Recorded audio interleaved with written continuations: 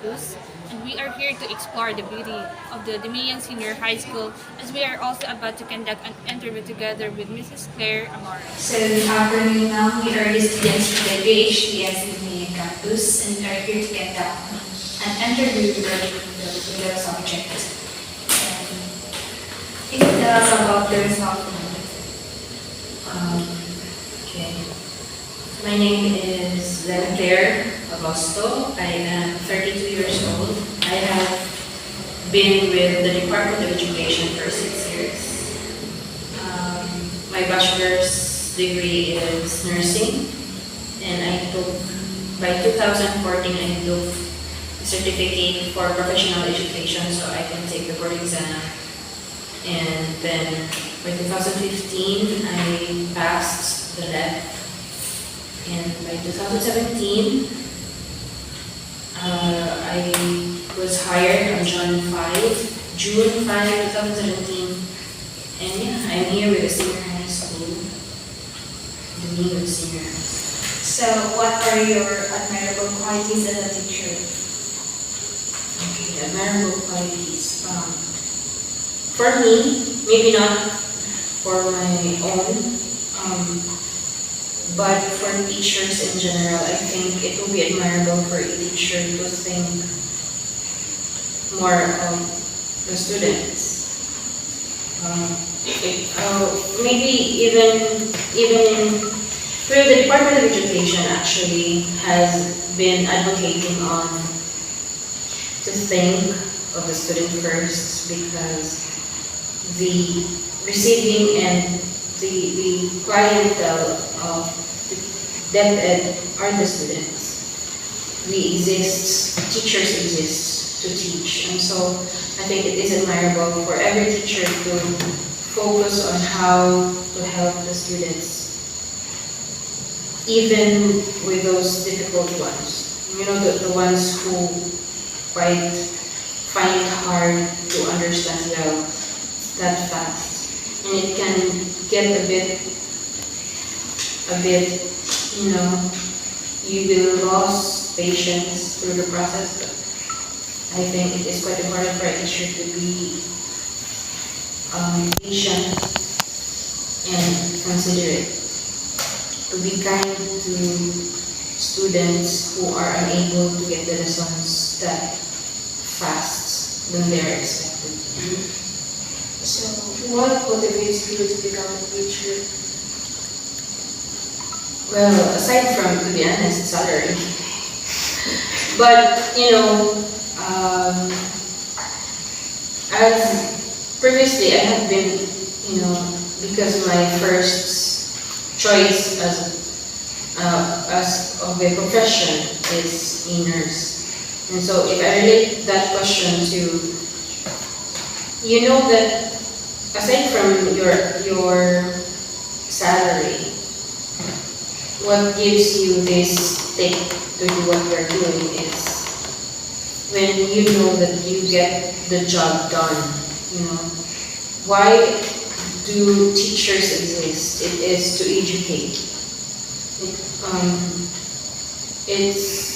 I think if I see a student that is quite hard to teach, or it is a challenge to teach a child or a student, and then at the end of the school year you see them being able to catch up with the lessons, I think for me that's what motivates me. You know, when I see a student improve through the process of me teaching him or her, when I see that what I was made to do, that my goal is achieved. You know, I hope that answers the question. Okay, so what subject are you really now that's studying here? Sciences. I am handling general biology for the science and technology, for the STEM strand, and then for the grade 11 core subject, I am handling Earth and Life Science and Earth Science. Okay. What's your accomplishments and achievements as a teacher? For me, it is an accomplishment as a teacher. Every time a student, when I see students who are actually successful, you know, they're doing well in their studies, or if I saw that they were inspired by what I taught to them when they were with me. Like, there's this student that actually took up a course which is, I think, is inspired with his experience, you know, with me.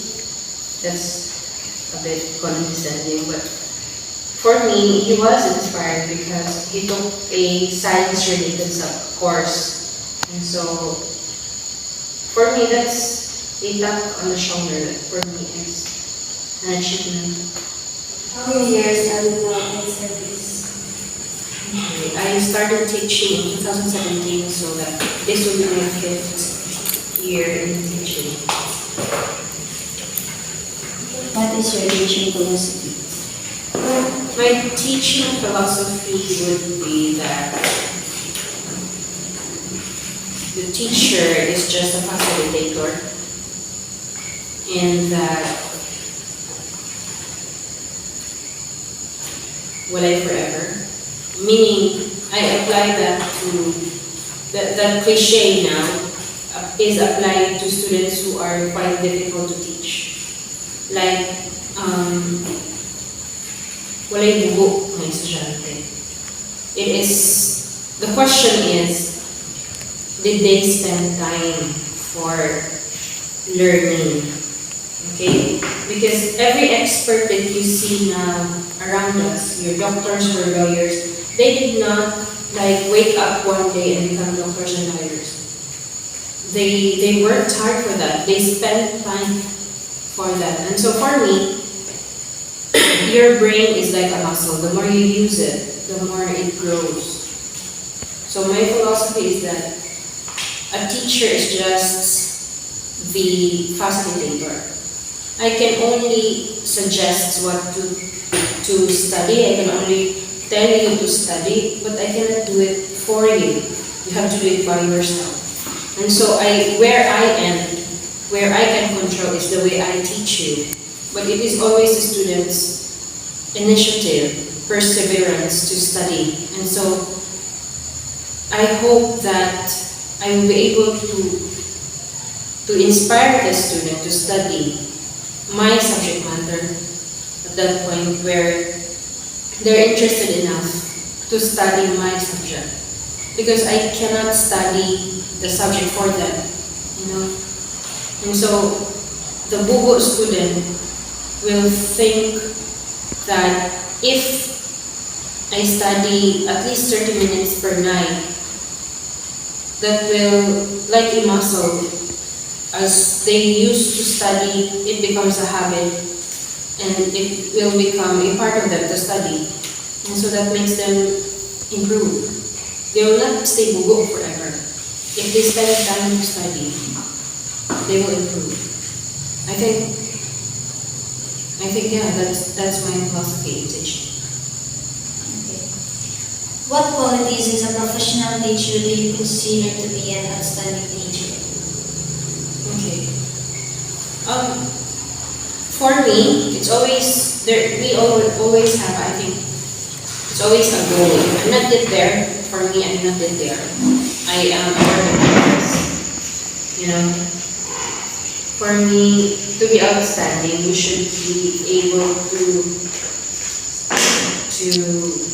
have that patience in you. You know, it's quite hard to have that love of the profession when there's too many students in the classroom. You know, you are teaching like 60 students per classroom. It is quite hard to give enough time, you know, to each students enough quality and pay attention to them so that they will be able to learn why did they come to school in the first place is to learn, right? And for me, being outstanding, a teacher will become an outstanding teacher if first and foremost he or she will love her profession. And those award achiever teachers are those people who spend time to their crafts. A student that needs extra attention and they gave extra attention to a student, or a person who cannot love, or who cannot read, and then she or they took the time to teach that student. One of the problems in the Department of Education right now is that there's this high number of students who cannot read, even, believe it or not, they're already in senior high school, but they cannot read well. They can read, but they cannot comprehend, and that's a problem. It should be given attention, and the teachers should not be indifferent to the problem. There's this saying that the opposite of love is not hate, but indifference. So if someone needs your help, and then you just ignore it, you don't do anything, you know that that's a problem, but you're not doing anything to answer the problem. Di bitaw na akong problema. Ideally, I'm not yet there, as I said, but I hope that I can develop that patience, that love in the craft, that no matter how hectic, no matter how many, paperworks the Department of Education is asking all of us, that I can spend time for those students, enough patience, enough love for them, so that things will be achieved, goals will be achieved. Okay, thank you very much, ma'am, for spending some of your time to us. It's a great pleasure to have you in our interview, ma'am. Okay, thank you.